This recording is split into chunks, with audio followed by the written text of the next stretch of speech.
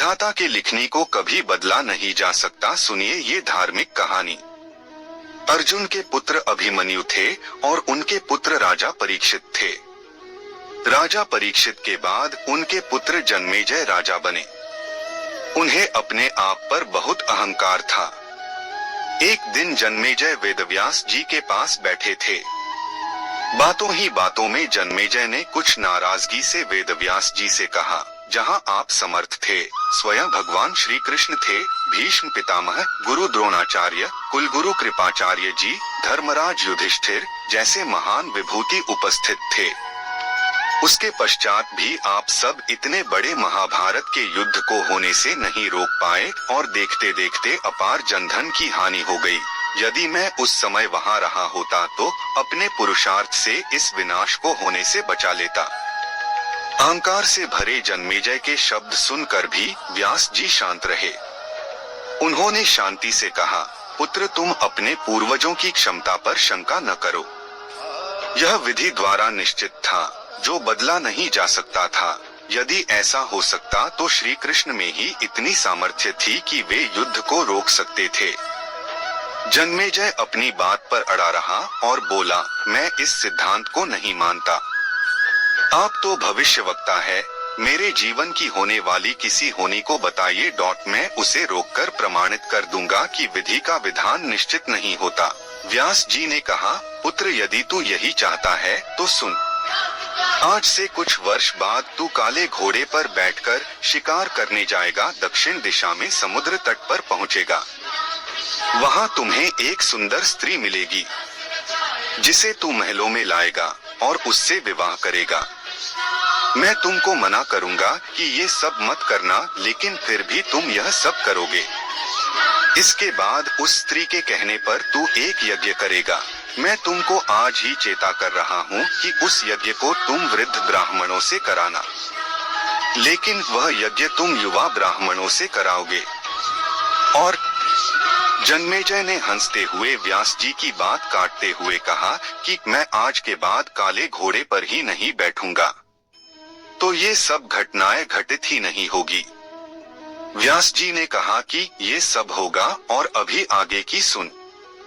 उस यज्ञ में एक ऐसी घटना घटित होगी कि तुम उस रानी के कहने पर उन युवा ब्राह्मणों को प्राण दंड दोगे, जिससे तुझे ब्रह्मा हत्या का पाप लगेगा और तुझे कुष्ठ रोग होगा और वही तेरी मृत्यु का कारण बनेगा। इस घटनाक्रम को रोक सको तो रोक लो। वेदव्यास जी की बात सुनकर जन्मेजय ने एहतियात वश शिकार पर जाना ही छोड़ दिया।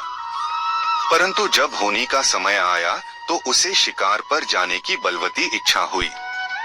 उसने सोचा कि काला घोड़ा नहीं लूंगा, पर उस दिन उसे अस्तबल में काला घोड़ा ही मिला।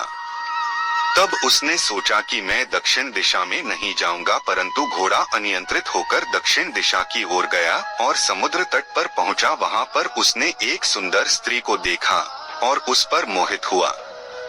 जन्मेजय ने सोचा कि इसे लेकर महल में तो जाऊंगा, लेकिन विवाह नहीं करूंगा।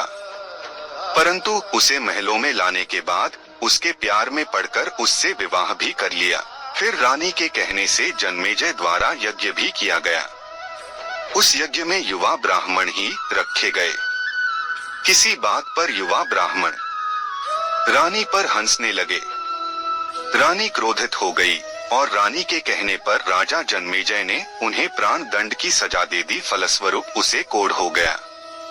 अब जन्मेजय घबरा गया और तुरंत व्यास जी के पास पहुंचा और उनसे जीवन बचाने के लिए प्रार्थना करने लगा। वेदव्यास जी ने कहा कि एक अंतिम अवसर तेरे प्राण बचाने का और देता हूँ।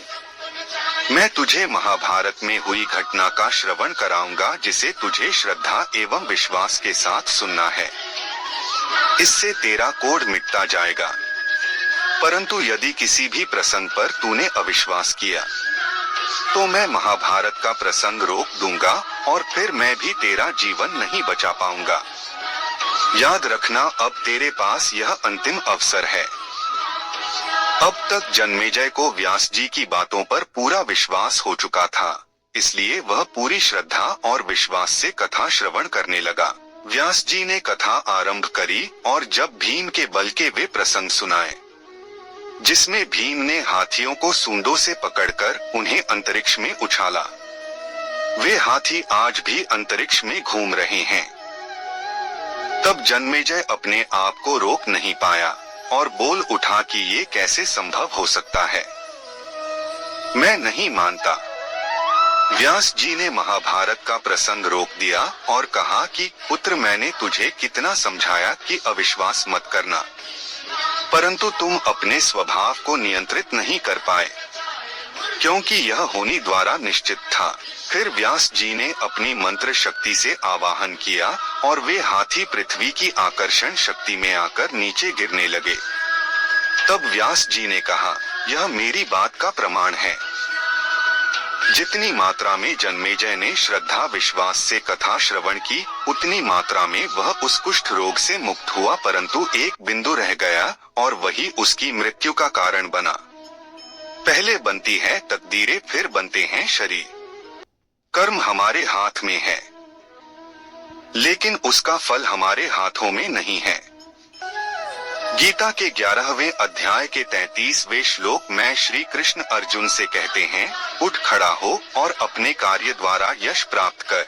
जिनके बारे में तू चिंतित हो रहा है, यह सब तो मेरे द्वारा पहले ही मारे जा चुके हैं, तू तो केवल निमित्त बना है। होनी को टाला नहीं जा सकता, लेकिन नेक कर्म व ईश्वर नाम जाप करने से उससे हानि कम होती है। तो ये थी हमारी आज की वीडियो। अगर आपको यह वीडियो अच्छी लगी तो इसे जरूर लाइक करें, चैनल को सब्सक्राइब करें, वीडियो को शेयर करें और कमेंट में जय श्री राम जरूर लिखें।